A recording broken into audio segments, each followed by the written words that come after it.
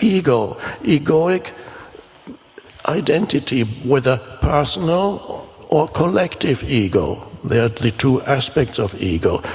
But ego is always identification with something, and identification means it gives you your sense of self. This is why for people it is so precious, and they hang on to it, and they defend it with their life. That's all they know, that's me. But whatever it is, ego means you have a bundle of thoughts, predominant thoughts, as I said, opinions, likes, dislikes, the story of who I am, what people did to me, what I did, what I've achieved, what I know, what I can do, what I possess. And these are all really thought forms, and they give you your sense of self. It's very normal, and you cannot stop a child from developing that kind of identity. It's a normal progression. As you begin to awaken, you begin to see in yourself that you carry an ego.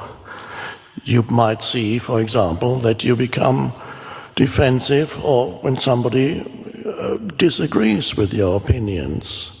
You can even have an ego around the city you live in, the team, sports team that you identify with. These are rudimentary ego forms. If you have little else, a huge part of their identity can be your football team. And then the others are your enemies who identify with another football team. And then you fight it out on Sunday afternoons.